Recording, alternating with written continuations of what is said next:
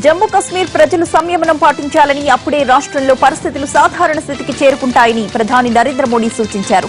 Africa నుంచి వచ్చి రాగానే ఆయన కశ్మీర్ అల్లర్లపై సమీక్ష జరిపారు.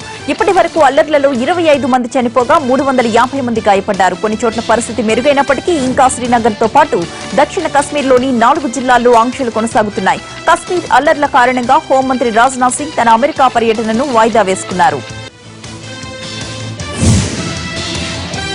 ఇద్దరు కేంద్ర మంత్రులు రాజీనామా చేశారు. మైనారిటీ వ్యవహారాల శాఖ మంత్రి సద్ మహమూదుల్లా, భారీ పరిశ్రమల శాఖ మంత్రి జిఎం సిద్దేశ్వర్ రాజీనామా చేశారు. వీరి రాజీనామాను రాష్ట్రపతి ఆమోదించారు. వయసు మీద పడటం, ఆరోగ్య సమస్యలతో వీరు పదవుల నుంచి తప్పుకున్నారు.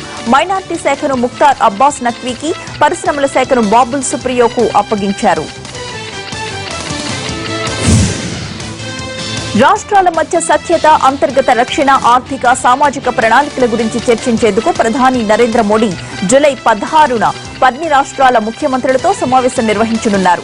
10 సంవత్సరాల విరామం తర్వాత జరగనున్న 11వ అంతర్రాష్ట్ర సదస్సులో అన్ని రాష్ట్రాలు, కేంద్రపాలిత ప్రాంతాల ముఖ్యమంత్రులు పాల్గొంటారు. పాఠశాల విద్య, ప్రత్యక్ష నగదు బదిలీ పథకం, Aadhaar, good governance, SC, ST, atrocity కేసులకు సంబంధించిన అంశాలపై చర్చిస్తారు. నేషనల్ హెరాల్డ్ కేసులో కాంగ్రెస్ అధినేత్రి సోనియా గాంధీ, ఆమె తనయుడు రాహుల్ గాంధీతో పాటు కాంగ్రెస్ నేతలకు ఊరట లభించింది.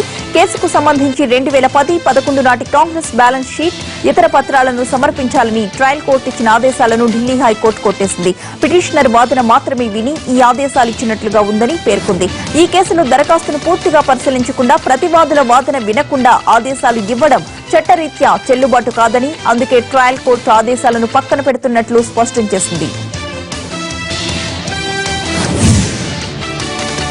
వచ్చే ఏడాది జరగనున్న యూపీ ఎన్నికలకు కాంగ్రెస్ సిద్దమవుతోంది. బాలీవుడ్ నటుడు ఎంపీ రాజ్ బబ్బర్ ను పీసీసీ చీఫ్ గా నియమించింది.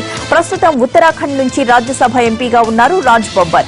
అయితే స్థానికుడు కాదంటూ ఆయన నియామకాన్ని పలువురు వ్యతిరేకించారు. హైకమాండ్ మాత్రం బబ్బర్ వైపే మొగ్గు చూపించింది. తొలుత సమాజ్వాదీ పార్టీలో పనిచేసిన రాజ్ బబ్బర్ తరువాత కాంగ్రెస్ లో చేరారు. ఇస్లాం వివాదాస్పద మత బోధకుడు జకీర్ నాయక్ కు చెందిన ఆర్గనైజేషన్ కు వచ్చే విరాళాలపై కేంద్రం దర్యాప్తు ప్రారంభించింది. ఆ విరాళాలను ఏ ఉద్దేశంతో తీసుకున్నారు, ఎలా వినియోగించారు అన్న దానిపై కేంద్ర హోంశాఖ విచారణ చేపట్టింది. జకీర్ నాయక్ కు ఇస్లామిక్ రీసెర్చ్ ఫౌండేషన్ ఇంటర్నేషనల్ అనే ఆర్గనైజేషన్ ఉంది. యూకేలో రిజిస్టర్ అయిన ఈ ఫౌండేషన్ కు 2012 వరకు 15 కోట్లు విరాళాలుగా వచ్చాయి. యూకే, సౌదీ అరేబియా నుంచే ఎక్కువగా నిధులు వచ్చినట్లు సమాచారం. దీంతో ఆ విరాళాలకు సంబంధించి ఫైనాన్షియల్ రికార్డును కేంద్రం పరిశీలించనుంది. మద్రాస్ హైకోర్టులో దారుణం జరిగింది. ఒక న్యాయవాదిపై అతడి కుమారుడు దాడి చేశాడు. న్యాయవాదుల ఛాంబర్లో ఉన్న మణిమారన్ ను కొడుకు రాజేష్ కత్తితో పొడిచాడు. తీవ్రంగా గాయపడిన అతడిని వెంటనే ఆసుపత్రికి తరలించి చికిత్స అందిస్తున్నారు. కుటుంబ గొడవలతోనే కొడుకు ఈ దాడికి పాల్పడినట్లు తెలుస్తోంది. అడ్డుకోబోయిన కొందరు న్యాయవాదులకు కూడా గాయాలయ్యాయి. సిఆర్పీఎఫ్ రక్షణ ఉండే మద్రాస్ హైకోర్టులో ఈ ఘటన జరగడం కలకలం రేపింది.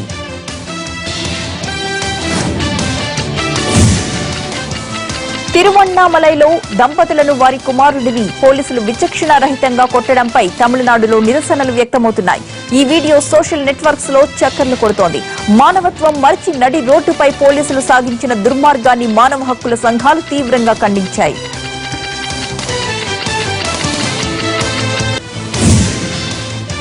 కుండపోత వర్షాలతో ఉత్తర భారతం తడిసి ముద్దవుతోంది. నదులు పొంగుతుండటంతో లోతట్టు ప్రాంతాలు ప్రమాదం అంచున ఉన్నాయి.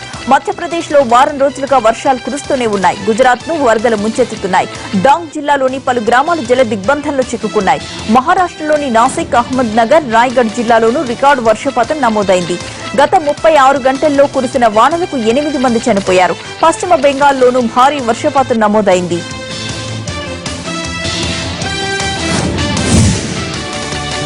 ఉత్తరాదిలో కురుస్తున్న కుండపోత వర్షాల కారణంగా మధ్యప్రదేశ్లోని పలు ప్రాంతాలకు భారీగా వరద నీరు వచ్చి చేరుతోంది. దీంతో పదుల సంఖ్యలో పశువులు చిక్కుకుని కొట్టుకుపోయాయి.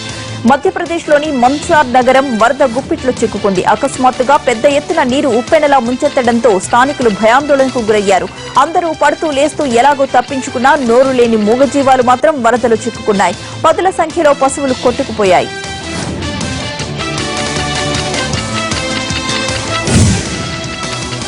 భారతదేశ జనాభాతో పాటే దేశంలో మిలియనీర్ల సంఖ్య రోజురోజుకు పెరుగుతోంది. 2015 చివరి నాటికి దేశంలో మొత్తం 2,36,000 మంది మిలియనీర్లు ఉన్నారని 2016 వెల్త్ రిపోర్టు వెల్లడించింది.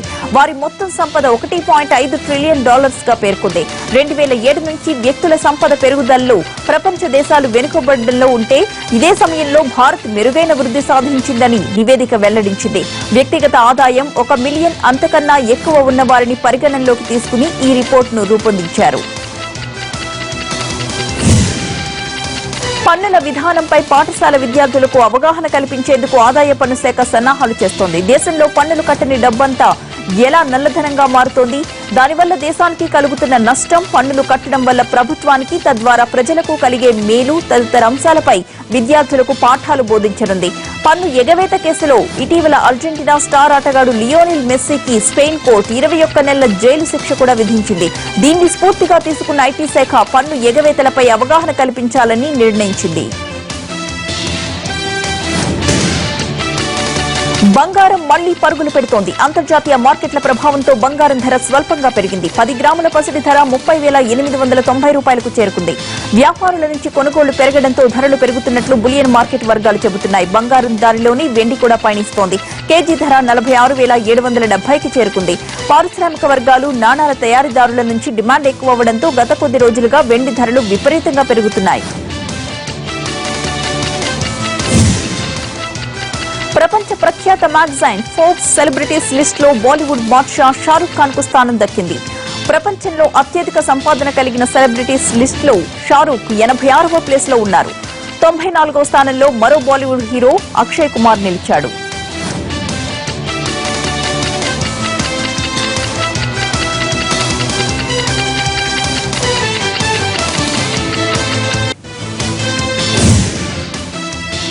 పాకిస్తాన్లోని పలు నగరాల్లో వెలిసిన పోస్టర్లు కలకలం రేపాయి. సైనిక పాలన కావాలని, ఆర్మీ చీఫ్ పాలనను హస్తగతం చేసుకోవాలని కోరుతూ ఇస్లామాబాద్, లాహోర్, కరాచీ, రావల్పిండి తదితర నగరాల్లో పోస్టర్లు అతికించారు. దీంతో ఈ విషయం రాజకీయంగా తీవ్ర చర్చనీయాంశమైంది. వెస్టిండీస్ పర్యటనకు వెళ్లిన భారత్ జట్టు కరీబియన్ అందాలను తనివితీరా ఆస్వాదిస్తోంది. జూలై 21న విండీస్ తో తొలి టెస్టు ఆరంభం కాబోతుండగా దాదాపు 2 వారాల ముందే కోహ్లీ సేన అక్కడకు చేరుకుంది. జట్టులోని సగం మంది ఆటగాళ్లకి ఇదే తొలి వెస్టిండీస్ పర్యటన కావడంతో ఒక మినీ బస్సులో పర్యాటక ప్రదేశాలని చుట్టేస్తున్నారు. కరేబియన్ దీవుల్లో చక్కర్లు కొడుతూ ఎంజాయ్ చేస్తున్నారు.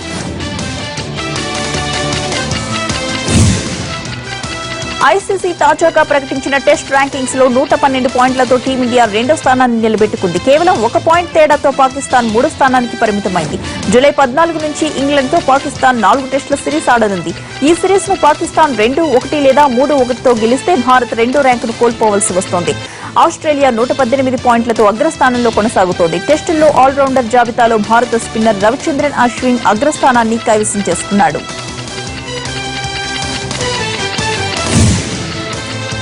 భారత బ్యాటింగ్ దిగ్గజం సచిన్ టెండూల్కర్ త్వరలో కొత్త ఇన్నింగ్స్ ప్రారంభించబోతున్నాడు. క్రికెట్ వస్తువులను తయారు చేసే స్పార్టన్ ఇంటర్నేషనల్ తో మాస్టర్ చేతులు కలిపాడు. సంస్థలో పెట్టుబడితో పాటు సలహాదారుల బోర్డులోనూ సభ్యుడిగా చేరాడు. దీంతో హెల్మెట్స్, గ్లౌస్, లెగ్ గార్డ్స్ తో పాటు ఇతర క్రికెటింగ్ ఉత్పత్తుల్లో ఇక నుంచి మాస్టర్ మార్క్ కనబడనుంది.